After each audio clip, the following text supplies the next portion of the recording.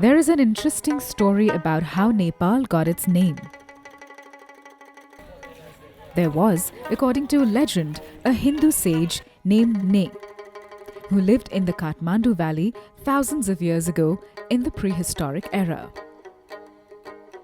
Pal means protection.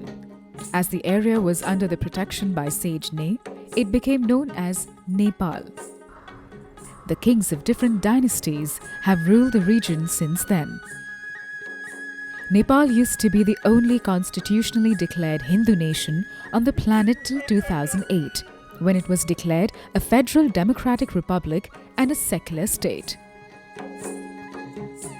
The country's rugged terrain is made up of peaks and valleys.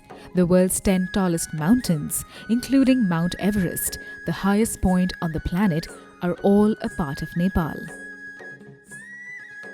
Over 240 peaks tower at over 20,000 feet above sea level, and the plains are fertile and humid, making them suitable for agriculture.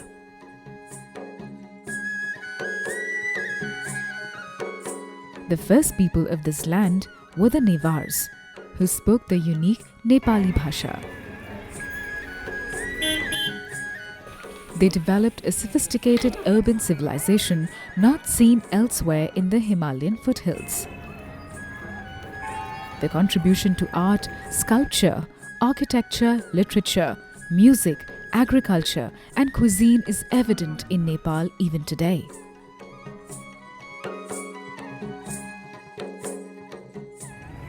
However, mass migration into Nepal has resulted in the Newars making up just 5% of the population in their own homeland, and their rich language and culture is rapidly becoming extinct.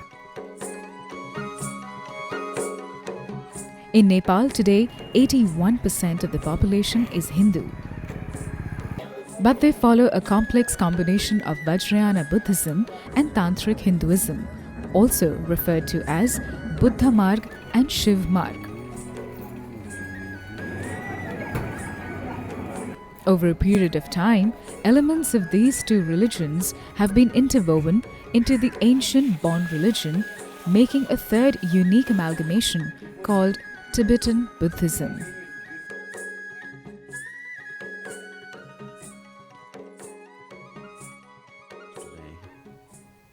We're in Nepal. The significance of being here, what Nepal means. A large parts of India was like this at one time, that the whole geography of the place was created like a living body. They established, like how in the human body the energy centers are, like this they established these bodies. Many kings sponsored these great adventures of turning their whole kingdom into a spiritual body, so that man, woman, child, animal, bird, worm, nobody escapes the spiritual process. Spiritual process is not only for those who close their eyes, roll their eyeballs and sit. Nobody should escape this. This is the intention. You should say this is the highest level of compassion, that you don't even want the worms to go untouched by this energy. So making the whole geography into a spiritual process. But largely, these structures or this phenomenal work that was done in the northern part of India was wiped out, because the northern part of the country saw invasions after invasions, and the first thing that they went for is this, because they know if they break this, people's minds will be broken, their spirit will be broken. In south, a little bit of it is still left, but not because of the external invader, because of the invasion of ignorance, which is more dangerous than any invader, kind of dissipated. Still you can see remnants of the structure, but not a very active process. Some processes are still on, but mostly defunct. Nepal is one place where it is much more alive than what you would find in India, simply because the whole culture supported it. Even now, for 98% of the population in Nepal, going to the temple and seeking their mukti is still the highest thing in their mind, which is largely lost in India, yes? Mukti is not the highest thing, going to America is the highest thing. So, when the very psychology of a civilization was completely geared towards ultimate liberation, these things could be done, that the very geography could be converted into a living spiritual body. So being in Kathmandu, which is the abode of Pashupatinath temple, in certain traditions is considered the temple on the planet. This temple is of thousands of years antiquity. The linga that the temple houses is pre-Vedic in its making. Pre-Vedic means Vedic period is something like 5 to 8,000 years ago. In that range, those 3,000 years are called the Vedic period. This is pre-Vedic. The temple itself has come down many times and been rebuilt any number of times, but the linga is pre-Vedic in its antiquity. So Pashupatinath is seen as the forehead of Shiva. So where does Shiva fit into all this? We'll look at that later, okay? He creeps into everything. How? Why? We'll look at that later. Pashupatinath is seen as the forehead of Shiva, and his body flows, one body to the south, another body to the west, one head, two bodies. These two bodies represent two fundamental systems of Tantra. The southern body is the right hand and the western body is the left hand. When I say Tantra, I am not talking about the Tantra that you're hearing of today. Tantra does not mean unbridled promiscuity. Today, the word Tantra evokes all kinds of nasty things in people's minds because most of the information that you know about Tantra is rebound from the American shores. Even in India, if you go into any bookstore, most of the books on Tantra are written by American authors. That is not the kind of Tantra I'm talking about. Tantra means a technique or a knowledge or a certain technology of being able to unmake life and make life again. What is the purpose? So if you want to understand a machine, you dismantle. Look at every part, understand what it is and put it back. If you can again have the engine roaring, you know it. You dismantled it and if you can't put it back, you're half-baked knowledge. Yes, you know how to undo things but you don't know how to put it back. So Tantra is about undoing this machine. This is the most sophisticated machine. This is the greatest challenge. If you have a mechanical brain, this machine is the greatest challenge. If you can undo this and again do this, you are as good as the creator in many ways. A cardiac surgeon had a little problem with his car, so he took it to a local mechanic. He left it there, some engine trouble. And 3 days later, he went there to collect the car, the appointed date. But when he went there, the car was not ready. So he asked, please, I'm a cardiac surgeon. When somebody's heart is fluttering, then in a way it should not. They call me and I must rush, I need my car. please. The mechanic said, come tomorrow. He went tomorrow. Still it was in a dismantled state. He said, please, why are you doing this to me? You said yesterday it was not ready, today not ready, what is the problem? The mechanic looked at him with a little macho, wiping the grease off his hands and what is the big thing that you do? You also fix engines. Heart is like an engine. You also fix an engine, I also fix an engine. You fix an engine with 4 valves, I fix an engine with 16 valves. So why is it that you're paid 100 times more than me? The cardiac surgeon looked at him and said, try fixing the engine when it's on.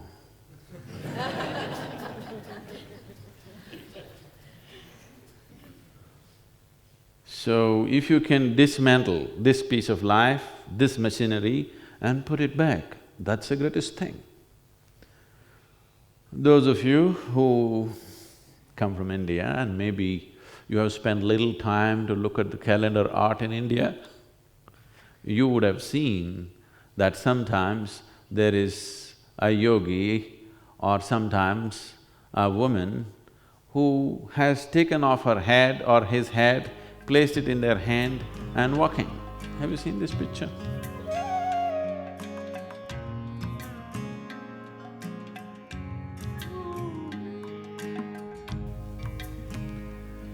So this basic tantric imagery is to tell you that this is about the mechanics of life, understanding this machine so perfectly that you can completely dismantle it and put it back.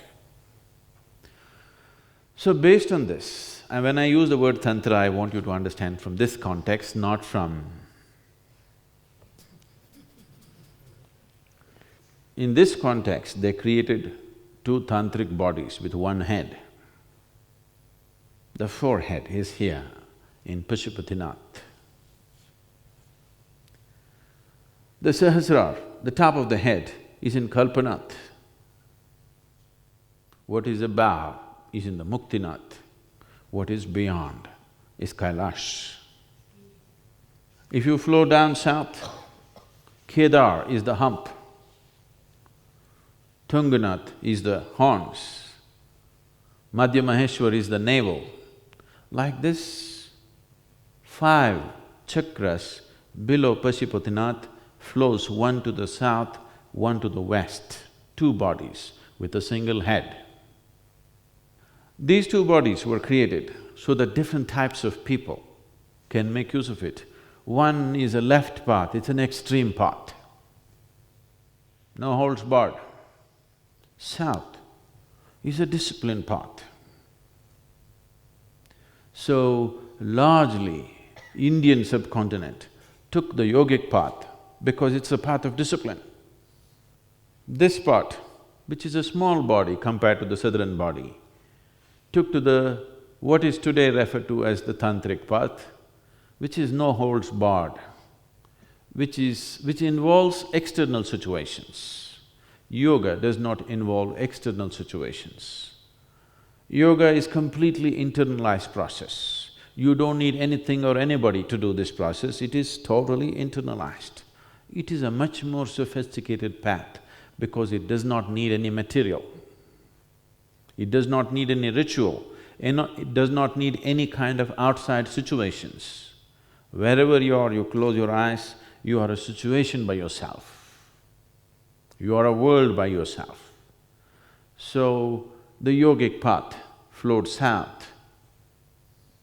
What is today referred to as tantric flowed west. West it went really far west I don't think they envisioned that, but it went very far west So, Pashupatinath means… Pashupati means… Pashu means life, Pati means the Lord of all life. A human being in the yogic system and of course in modern natural sciences and biology, is seen as atop the animal kingdom. So you are the culmination of the evolutionary process. This does not mean that all the aspects of all that this evolutionary process has gone through is absent in you. Because the human DNA shows only 1.23% variation from that of a chimpanzee, but that's made such a big difference. So, in the evolutionary scale, human being is the culmination of animal kingdom. And hence, in India, tradition talks about reincarnations of divine, starting from the fish, which is a life within the water, and then walking out, amphibious, which is Kurma Avatara, that is the turtle which walked out, then Varaha Avatara, the pig or the boar, and half man, half animal, then a pygmy-like man, a diminutive man, then a straight man, then various levels of men, various human forms of higher and higher intelligence and bigger possibilities. These 9 incarnations of the divine are just theory of evolution for you. So in this context, we are talking about human being a Pashupata, that means one who is atop the heap of life forms. So being on top or being the culmination of all these life forms means you have the inquisitiveness of a monkey, venomousness of a snake, lust of a boar, everything. You have all these things. All these things are playing in the human qualities, isn't it? Tell me one creature that you are not. All the creatures are playing through you. And hence all this spiritual process, this talk about making a human being conscious, because this whole effort, nature's effort of evolving you from a single-celled creature to such a complex mechanism will go waste if you don't become conscious, because they'll keep playing up. So Shiva rose above this. From being a Pashupata, he became a Pashupati. He became the Lord. That means he mastered the animal nature completely within himself. He became free from animal nature and sat here as a yogi, untouched by all the dimensions which existed within him. He became beyond that. So this Pashupati Nath temple is significant because this is the space of transcendence. From here, he moved to Kalpanath. Kalpa means creation. Even if you were born after full gestation period, still one part of the body was unformed. Do you know which one? Top of the head. This was still unformed because that is the entry point for the life process into the physical mass of flesh that your parents offered for the life. You don't create life, you only create a receptacle for life. You create a bowl, you create a chalice, but life has to enter. So, that point was unformed because that is the entry point and there are various aspects to that, we will not go into it now. So this is the kalpa, this is where life began. Life entered the physical body, so that is the kalpanath. And beyond that is the muktinath. In the human body, there are 114 chakras, 112 are in the physical realm, the 2 are above. So the 113th one is referred to as the muktinath because that is the point of liberation, and 114th one is called as Kailash, that is the abode of Shiva himself. Coming up next week, watch as Sadhguru explores the little-known secrets of the ancient and powerful Pashupatinath temple in Nepal. It is a huge stepping stone in this system. One tradition which is making use of this very actively, and you can still see them if you go to Pashupatinath, is the Nati community. These Gorakhnathis are the tradition that came out of Gorakhnath, the disciple of Matsyendranath.